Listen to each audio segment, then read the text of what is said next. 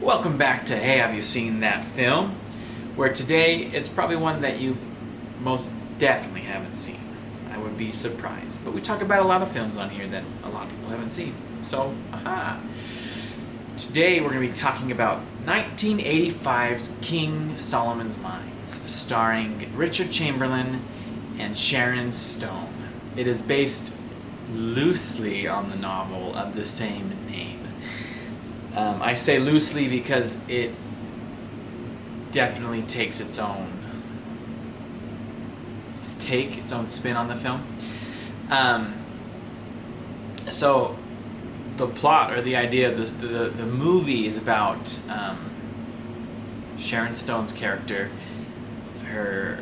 She's going to go find her dad who is missing, and they end up going after treasure in King Solomon's mines, which is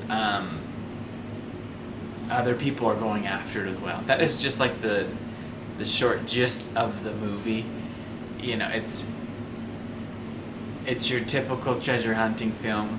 They're gonna go after something, and other people are going after it as well. But this movie, we're just going to jump right in. We're not really going to delve on the plot too much, because this movie is straight up a knockoff of Raiders of the Lost Ark. It's crazy how much this is.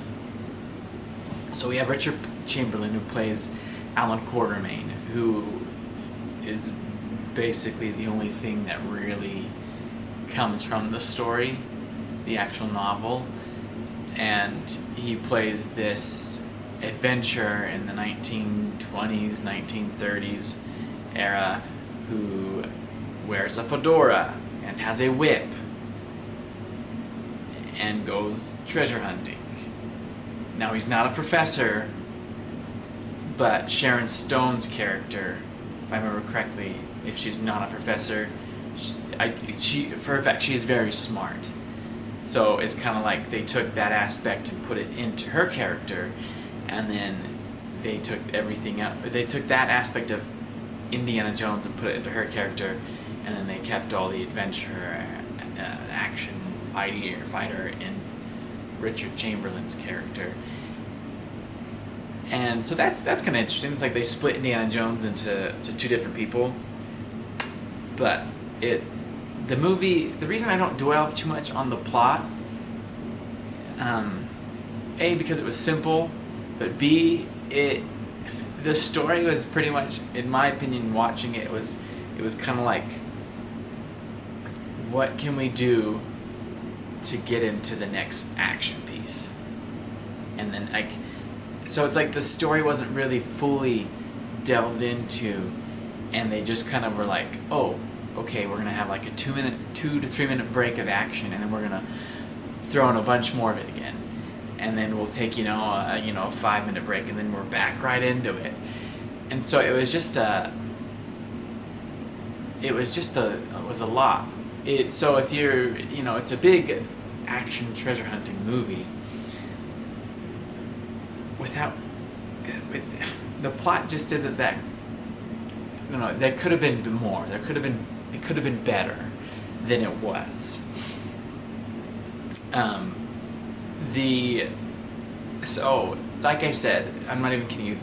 It is a knockoff of Raiders of the Lost Ark. I mean, they even have John Rhys Davies in it, who plays Sala in Raiders of the Lost Ark. He is the bad guy in this movie. So yeah,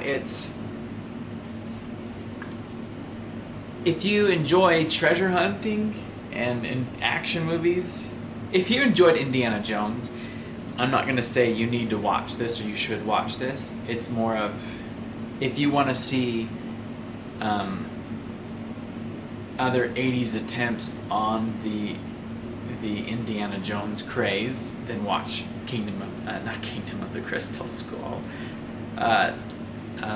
King Solomon's Mines. an interesting side note to the film. So it was released in 1985, which was a year after Romancing the Stone. And so when they finally got the green light for it, the producers, or the people the studio behind backing up this movie, were saying, okay, we want the Stone Girl, get the Stone Girl. And so the people were like, oh, okay, and they hired Sharon Stone, who was not a well-known actress at the time. You know, it wasn't the 90s yet, where she had her claim to fame in Basic Instinct. No, she was still a not well-known actress. When they were saying get the Stone Girl, they wanted Kathleen Turner, who appeared in Romancing the Stone and its sequel Jewel of the Nile, which were both very successful films at the time. Also both kind of were brought upon after the Indiana Jones sensation. So, King Solomon's Mines, it's an interesting movie, to say the least. It's, like I said, it's just kind of like, what can we do to get to the next action scene, and the next, and the next. I mean, there's a side character in there who is hardly in the movie, and then suddenly at the end he appears and he's like, oh, I didn't tell you I'm actually the king of these people. And it's like, what? Like, why weren't you here for the rest of the movie? Or why didn't you speak up sooner? I don't know. It was not well put together, I will say that. And it actually it made enough money. It made $15 million off of a $13 million budget to have a sequel released the following year. Alan Quatermain and the Lost City of Gold, or something like that. I haven't actually watched the sequel yet. I started it, I haven't finished it. And that's probably even more lost than what I'm talking about now, because it made like $3 million. And yeah, I'm surprised that it got a sequel made, if I'm honest.